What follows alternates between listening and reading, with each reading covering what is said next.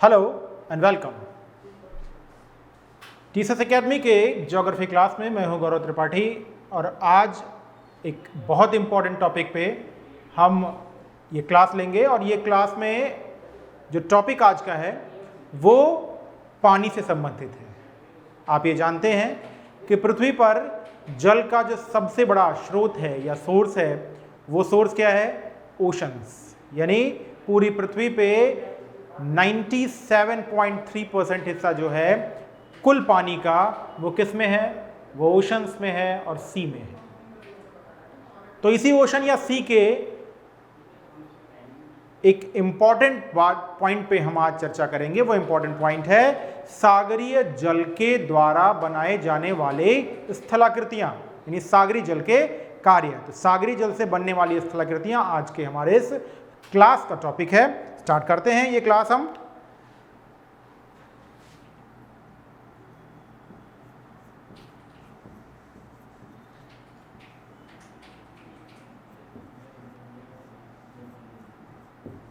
पहले शुरू करते हैं हम सागरीय जल के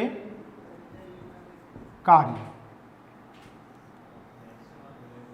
ये जो सागरीय जल के कार्य हैं, ये सागरीय जल के कार्य किन किन सागरीय जल की एक्टिविटीज से होते हैं, पहले हम इस पे चर्चा करेंगे। आप ये जानते हैं या नहीं जानते हैं तो समझ लीजिए कि सागर और महाद्वीप, यानी महासागर और महाद्वीप, ये पृथ्वी के प्रथम श्रेणी के उच्चावच हैं। प्रथम श्रेणी के उच्चावच का अर्थ यह होता है कि जब पृथ्वी बन रही थी तो वो कौन से दो स्थल रूप थे, वो कौन से दो टोपोग्राफीज थी जो टोपोग्राफीज बनी सबसे पहले, वही होती है प्रथम श्रेणी के उच्चावच। तो जो टोपोग्राफी सबसे पहले बनी वो प्रथम श्रेणी के उच्चावच। उन दोनों पे, उन टोपोग्राफीज पे बनने वाली जो टोपोग्राफीज थी, जो रिलीफ फीचर था वो टर्शरी, वो सेकेंडरी, फिर टर्शरी। ऐसे ही जैसे कृषि कार्य प्राथमिक इकोनॉमिक एक्टिविटीज होता है और उसका जो मैन्युफैक्चरिंग होता है जो सेकेंडरी इकोनॉमिक एक्टिविटीज होता है। तो ठीक ऐसे ही जब पृथ्वी ठंडी हुई तो दो स्थल रूप सबसे पहले बने, एक महाद्वीप और महासागर। तो महाद्वीप और महासागर क्या होते हैं? ये प्राइमरी सेक्शन के रिलीफ फीचर्स हैं, यानी प्राथमिक स्थल रूप हैं। और उसी प्राथमिक स्थल रूप में जो पहला स्थल रूप है वो है सागर, और इसी सागर के जल के कार्यों की आज हम चर्चा करेंगे। तो सागर के जल के कार्यों में हम चर्चा करेंगे सागरीय लहरों द्वारा बनने वाली स्थलाकृतियां। इसमें ये जो सागरीय जल है वो किन किन सागरीय जल की जो एक्टिविटीज है उससे बनता है या तैयार होता है। जिसमें पहला सबसे पहला वो कौन सा पॉइंट है जिससे सागरीय जल प्रभावित होता है या बनता है? तो उसमें है सागरीय लहरें।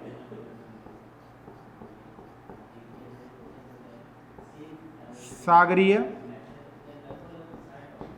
लहरें, पहला क्या है? सागरीय लहरें। सागरीय लहरों के बाद दूसरा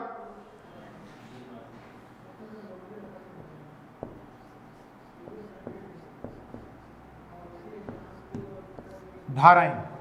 तो सागरीय लहरें, दूसरा धाराएं, तीसरा ज्वारीय तरंगे,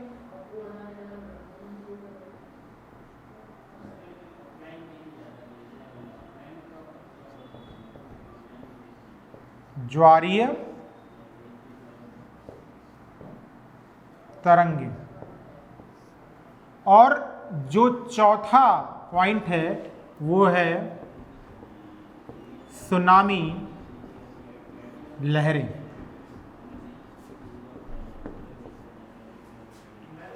अब यहां पे हम क्या देख रहे हैं? यहां पे हम देख रहे हैं कि जो सबसे पहला पॉइंट जिसने प्रभावित किया या जो कार्य करता है सागरीय जल के रूप में वो है लहरें, दूसरा धाराएं, तीसरा ज्वारीय तरंगें और चौथा सुनामी लहरें। ये चार वो प्रोसेसर्स हैं जो प्रोसेस करते हैं, जो कार्य करते हैं, और इनका जो वर्क है वो कौन होता है? वो सागरीय जल। तो सागरीय जल लहरों के रूप में होता है, सागरीय जल धाराओं के रूप में बहता है, या काम करता है, या ज्वारीय तरंगों के रूप में कार्य करता है, या फिर सुनामी लहरों के रूप में। लेकिन इसमें जो सबसे इंपॉर्टेंट कार्य करता है वो कौन करता है? वो करता है सागरीय लहरें। सागरीय लहरें क्या? सर्वाधिक महत्वपूर्ण कार्य।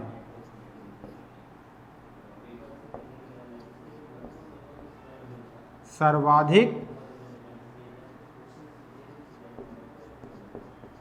महत्वपूर्ण कार्य। तो सर्वाधिक महत्वपूर्ण कार्य कौन करता है? सबसे महत्वपूर्ण कार्य जो है वो सागरीय लहरें करती हैं। अब आइए एक सागरीय लहरों का फिगर देखते हैं और समझते हैं। जो सागरीय लहरें हैं वो इस फॉर्म में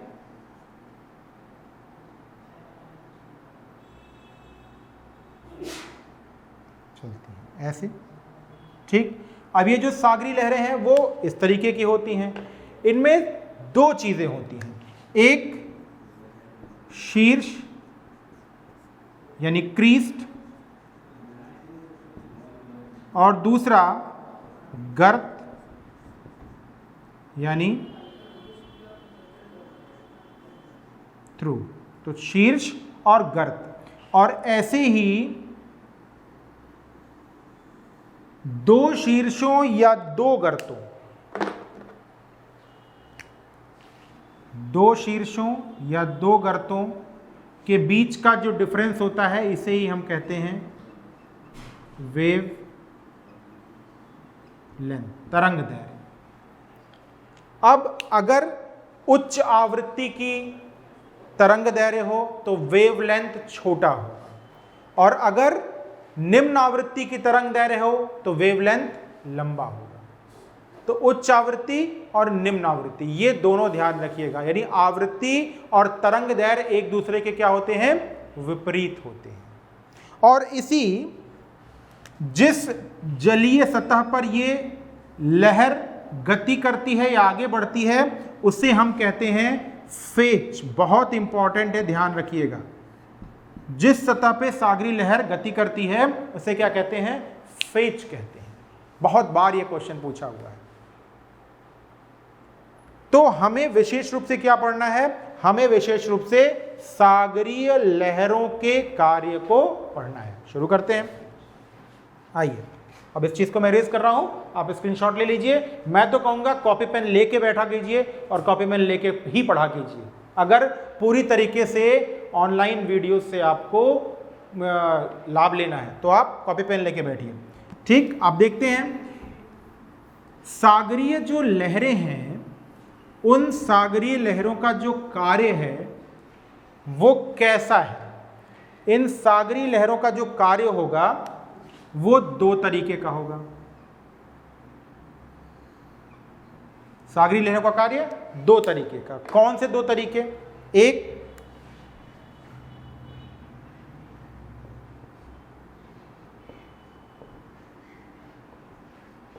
अपरदनात्मक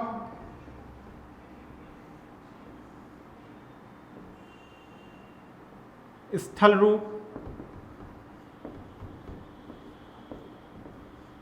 और दूसरा अपरतन किए हुए जो डिब्रीज हैं, जो अवसाद हैं, जो कंकड़ पत्थर बालू बजरी हैं, उनका निक्षेप करने की वजह से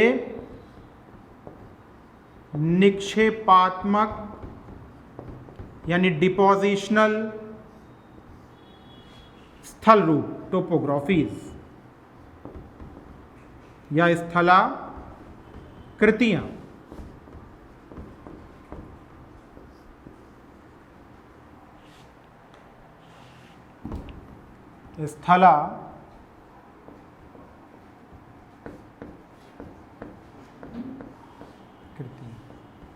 ठीक। तो अपरदनात्मक स्थलाकृतियां और निक्षेपात्मक स्थलाकृतियां। इस वीडियो में जो हम स्थलाकृतियां पढ़ेंगे वो अपरदनात्मक स्थलाकृतियों को। तो सागरीय जल के जो दो कार्य हुए कौन कौन से हुए? एक हो गया अपरदनात्मक स्थलाकृतियां और दूसरा निक्षेपात्मक स्थलाकृतियां। पहला, जो अपरदनात्मक स्थलाकृतियों को प्रभावित करने वाले कारक। और फिर हमने इसे मिटा दिया। नोट करते रहिए एक पॉइंट।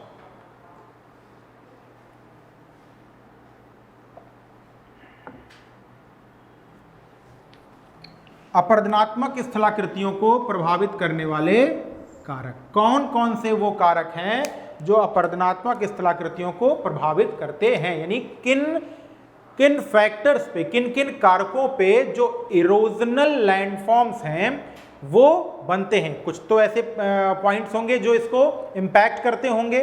उसमें पहला क्या है?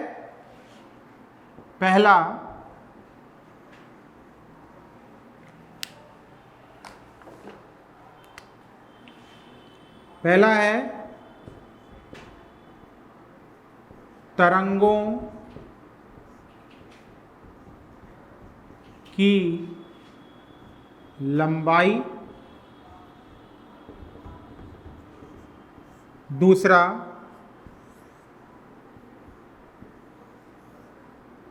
या लहरों की लंबाई।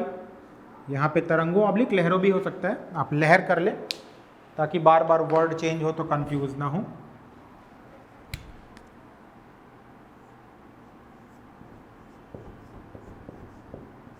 दूसरा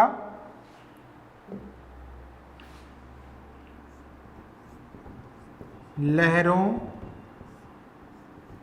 की अवधि, तीसरा लहरों का वेग, चौथा चट्टानों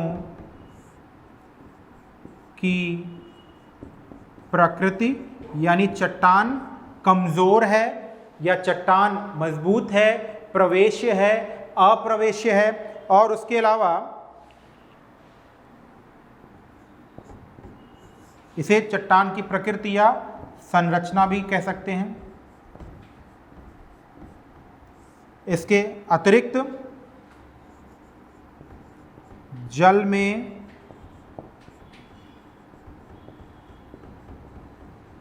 अपरदनात्मक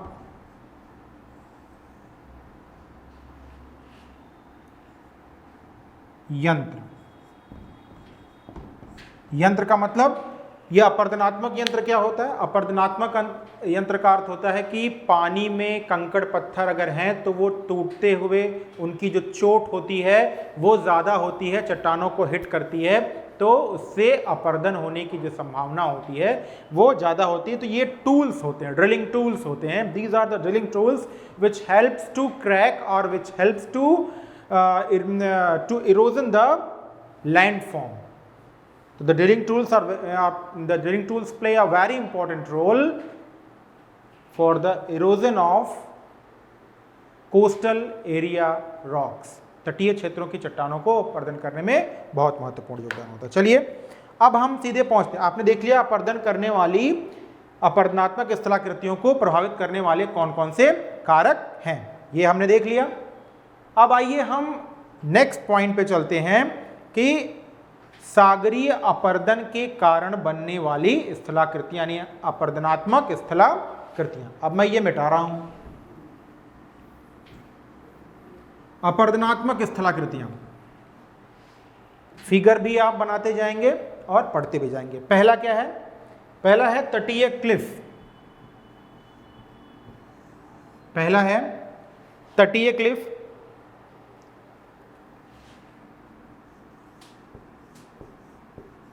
तटीय क्लिफ या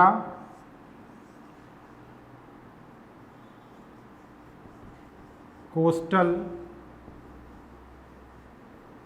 क्लिफ।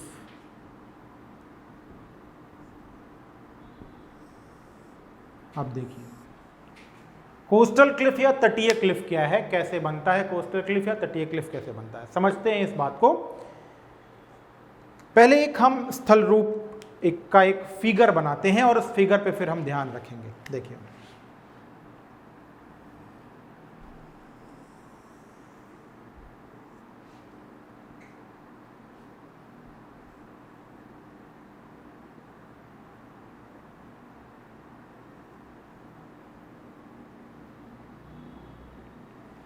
ये है फिगर नंबर 1, ठीक। और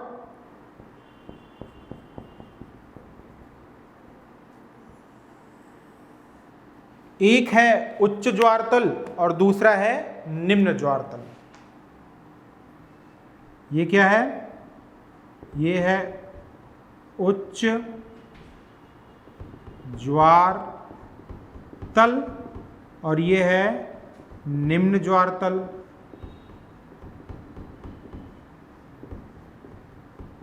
उच्च ज्वार तल और निम्न ज्वार तल। इतनी बातें क्लियर हो गई?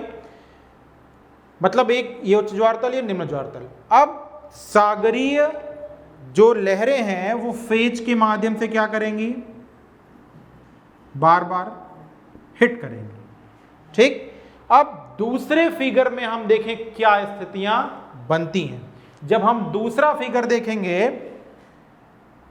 तो यहीं पे जो ये वाला हिस्सा है वो धीरे धीरे क्या होगा? वो धीरे धीरे कट जाएगा।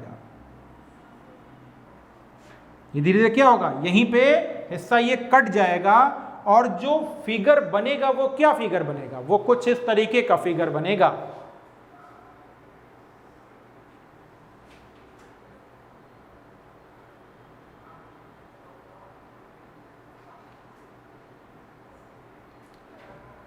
यहां पे सागरीय जो लहरें हैं ये उच्च ज्वार तल, ये निम्न ज्वार तल, यानी हाई टाइड लेवल और लो टाइड लेवल, ठीक है, यानी HTL और LTL। तो हाई टाइड लेवल और लो टाइड लेवल। अब ये जो एक गैप बन रहा है इसे ही हम कहते हैं खांच, या यही वो क्षेत्र है जिसे हम कहते हैं नॉच, NOTCH।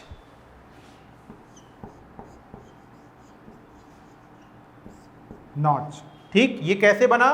सागरीय लहरों के बार बार टकराने से और टकराने के कारण नॉच यहां पर बन गया। किसमें बना? फिगर नंबर 2 में। जब यही प्रक्रिया बार बार होती है तो ये जो नॉच है या खांच है वो क्या वो क्या होता है?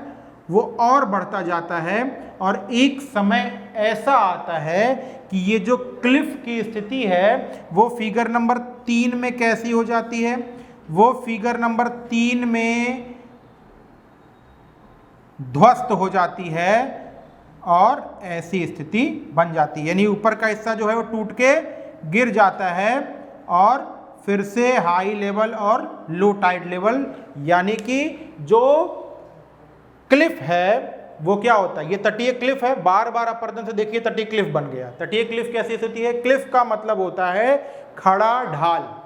इन तीनों फिगर समझते हैं। ये क्या है? बार बार अपर्दन से ऐसा सागर के तट पर एक खड़ा ढाल का दीवाल नुमा आकृति बन रही है, दैट इज कॉल्ड क्लिफ, ठीक।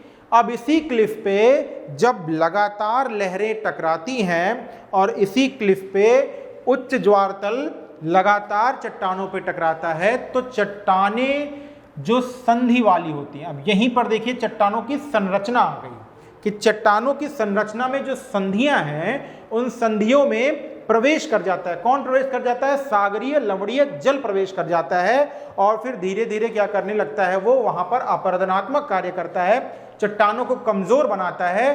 तब जो पहली स्थलाकृति बनती है, पहले तो क्लिफ बन गया, खड़े ढाल का हिस्सा बन गया, वो क्लिफ हो गया। अब क्लिफ के बाद उसमें नॉच बना और जब नॉच की स्थिति लगातार धीरे धीरे अपर्दन होते होते क्या होती है? टूट जाती है।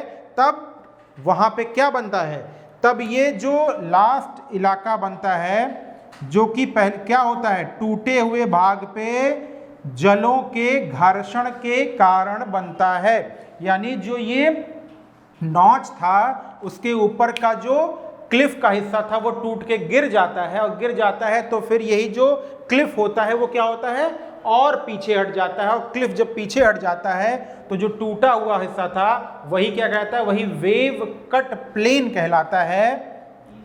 वेव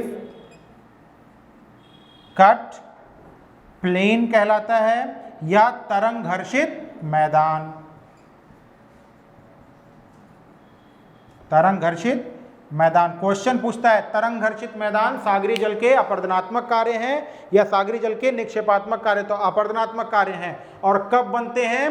क्लिफ के पीछे हट जाने के कारण बनते हैं, या क्लिफ के टूट के गिर जाने के कारण बनते हैं, या इन क्रम में पहली स्थिति क्लिफ बनना, दूसरी स्थिति नॉच या खांच बनना, तीसरी स्थिति क्लिफ का पीछे हटना, और चौथी स्थिति में लगातार घर्षण के कारण तरंग घर्षित मैदान बनते हैं। क्लियर? आगे बढ़ते हैं।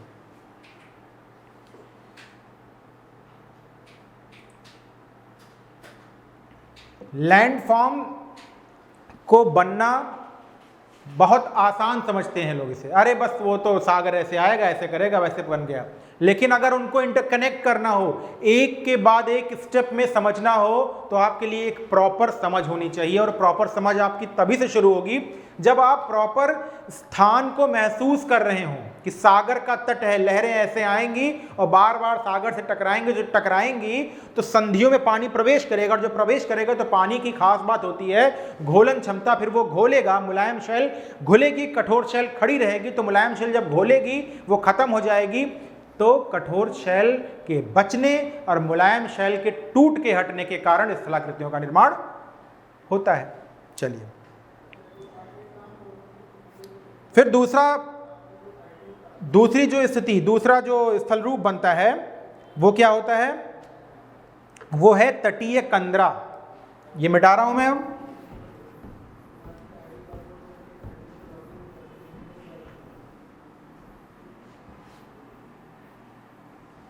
फिर से लिख देता हूं।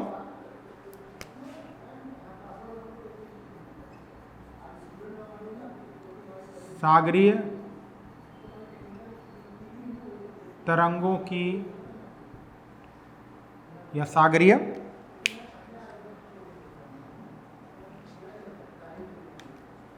लहरों के अपरदनात्मक कार्य। अब इस अपरदनात्मक कार्य में हम आगे बढ़ते हैं। ठीक है, आइए। अपरदनात्मक कार्य में पहला हमने पढ़ा, क्या पढ़ा? पहला हमने पढ़ा क्लिफ और नॉच। ठीक, दूसरा हम पढ़ रहे हैं, बहुत इंपॉर्टेंट है, कंदरा, तटीय कंदरा।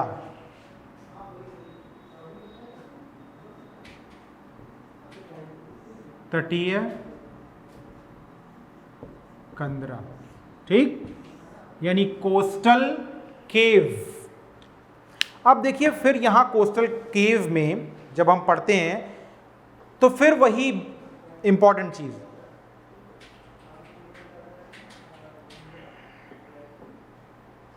पहली कंडीशन, इस जब हम अपरदन को प्रभावित करने वाले कारक पढ़ रहे थे, तो अपरदन को प्रभावित करने वाले कारक में हमने क्या पढ़ा था? हमने अपरदन को प्रभावित करने वाले कारकों में एक पॉइंट देखा था कि तटीय क्षेत्र में जो स्थलाकृतिक संरचना होती है, तो जब स्थलाकृतिक संरचना, पहली कंडीशन क्या हो? संधियों वाली संरचना हो। कैसी हो? संधियों वाली, यानी स्थलाकृतिक संरचना में क्या हो? संधियों वाली संरचना हो। संधियों वाली क्या हो? चट्टान।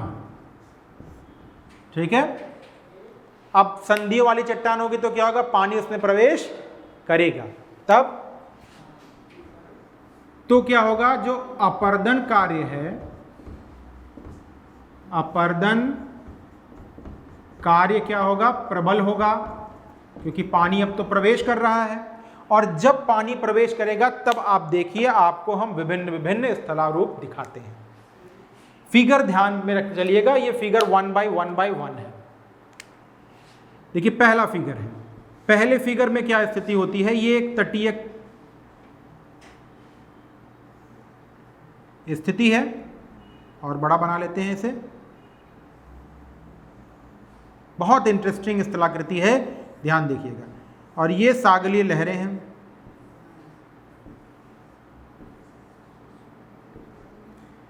बार बार सागरी लहरों के टकराने के कारण क्या होगा, यहां पर एक कंदरा का निर्माण हो जाएगा।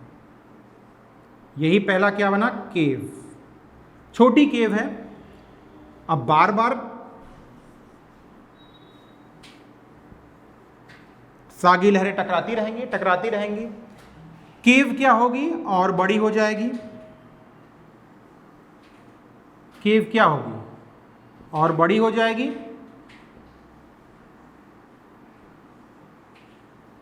ठीक, अब जब केव और बड़ी हो जाएगी, उनकी गहराई भी बढ़ेगी और उनकी ऊंचाई भी बढ़ेगी। अब इस कंडीशन में, ये सागरी लहरें हैं, इस कंडीशन में जब इस केव पे प्रेशर पड़ेगा, हवा का प्रेशर होगा, तो बहुत सारा इसका जो छत है ना, वो टूट कर क्या होगा, वो गिर जाएगा। बहुत सारा छत क्या होगा इसका, टूटकर नीचे की तरफ गिर जाएगा। और जब ये टूटकर जो छत गिर जाता है ना, उसे हम क्या कहेंगे, प्रवेश द्वार। ये टूटकर गिरा हुआ छत जो होगा वो क्या होगा, टूटकर गिरा छत क्या कहलाएगा, इसे हम कहेंगे प्रवेश द्वार, इंटर गेट या गेट कहेंगे। ठीक है, अब फिगर नंबर 3 में आते हैं।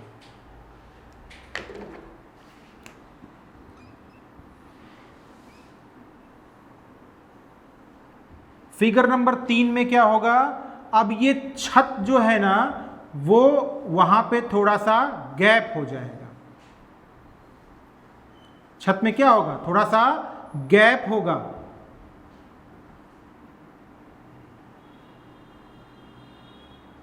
ये जरूरी नहीं कि दोनों में ही हो, किसी एक में भी हो सकता है। अब ये गैप होगा, तो जो ये गैप है ना, इसी गैप को हम कहते हैं वात छिद्र या प्राकृतिक चिमनी। क्या कहेंगे हम, वात छिद्र या प्राकृतिक चिमनी। सीटी बजाते हुए हवा यहां से निकलती है जब नीचे से दबाव पड़ता है सागरीय लहरों का, और उन लहरों के कारण टूटकर उड़ी हुई छतों का। अब ये स्थितियां और बड़ी बन जाती हैं, और चौथे फिगर में देखिए, अब मैं यहां मिटा रहा हूं, फिगर नंबर 1 मिटा रहा हूं। चौथी कंडीशन में क्या होगा, ये बीच का भाग हट जाएगा, पूरी एक केव ही बन जाएगी। फिगर नंबर 4 बहुत इंपॉर्टेंट। इतना आसान नहीं है किसी भी परीक्षा को पास करना, हर एक पॉइंट को इक्वली समझना होता है। ऐसे स्टेप बाय स्टेप समझिए, कभी गलती नहीं करेंगे। अब क्या हुआ, ये बीच का हिस्सा टूट के हट गया, क्योंकि अब क्या होगा, अपर्दन ही हो रहा है। तब ये क्या होगा, पूरा एक हिस्सा बन गया, ऐसा पूरा ये पार्ट। अब ये क्या बन गया, अब जो ये ऊपर का पार्ट है किसका, ये ऐसे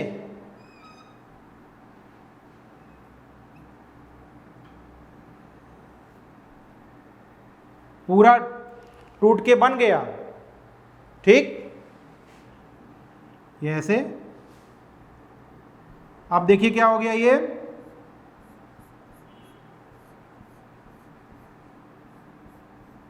फिगर को बना लेते हैं।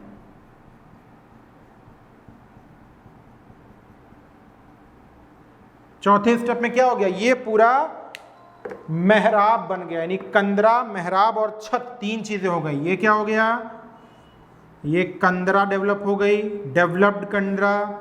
ये क्या हो गया, इसे हम कहते हैं मेहराब, और ये हो गई छत। अब चौथी कंडीशन खत्म नहीं हुई है, चौथी के बाद 5वीं कंडीशन आ गई। अब क्या होगा, छत टूट के हट गया। भाई वो भी तो टूट जाएगा जब अपर्दन हो ही रहा है। क्यों, क्योंकि ये जितनी भी स्थलाकृतियां हैं, चाहे वो स्टार्ट में केव बनना हो, या उसके अलावा जो प्रवेश द्वार हो, या उसके अलावा जो एक और स्थलाकृति थी चिमनी, प्राकृतिक चिमनी, या फिर डेवलप्ड कंदरा, या फिर मेहराब, ये सभी अनस्टेबल होती हैं। इरोजनल वर्क तभी चालू होगा। बात समझ में आई। Figure number 4। अब देखिए फिगर नंबर 5 में, अब यहां पर एक नई स्थलाकृति बन जाएगी। कितना इंटरेस्टिंग है, नई स्थलाकृति कैसे बन रही है। अब ये छत या मेहराब भी टूटकर हट जाएगी, तब क्या होगा, तब ये स्थलाकृति एक यहां पर दूर तक निकला हुआ हिस्सा और उस पर खड़ा हुआ एक भाग, ये ऐसे, और ये दूर तक खड़ा हुआ भाग जिसे हम क्या कहेंगे, अब ये दूर खड़ा हुआ हिस्सा सागर में, ये सब क्या हो गया, तो सागर आगे भर गया सब। ये दूर तक जो खड़ा हुआ हिस्सा है इसे हम क्या कहेंगे, इसे ही अब हम कहेंगे स्टैक।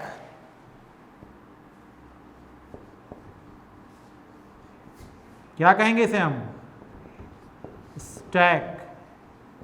क्लियर, क्या कह दिया हमने, स्टैक कह दिया। क्लियर, चलिए फटाफट से अब आगे बढ़ते हैं। आप देखिए इसी में कुछ और भी स्थलाकृतियां आएंगी, उन्हें भी समझते हैं। नेक्स्ट, अंडाकार कटान या लघु निवेशिका। फटाफट आते हैं हम। देखिए ये सब बहुत इंटरेस्टिंग है, एक के बाद एक, लेकिन अप्रोच आपको वही रखना है कि किन किन कारणों से स्थल रूप बनते हैं। नेक्स्ट क्या है, अंडाकार कटान या लघु निवेशिका। अंडाकार कटान या लघु निवेशिका। क्लियर, अंडाकार कटान या लघु निवेशिका, बहुत आसान चीज है। अब आप आसानी में आ गए, कुछ नहीं करना है आपको। लगातार जब सागरीय स्थितियां हों, ये पूरा क्या है, ये सागरीय भाग है। सागरीय स्थितियों में क्या होना है,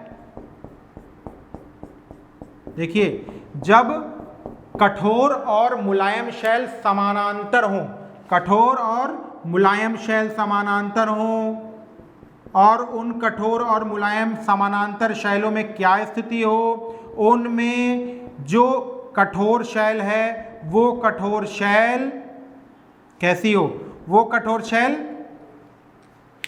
दरारों वाली हो। तो दरारों में से पानी प्रवेश कर जाएगा अंदर, जल अंदर प्रवेश कर जाएगा तो कोमल चट्टान को घोलने लगेगा, अंदर ही अंदर कोमल चट्टान को वो घोल देगा और बाहर बचेगी सिर्फ सख्त चट्टान। तो अंदर की तरफ एक कोटर जैसी स्थिति बन जाती है, जिसे हम क्या कहते हैं,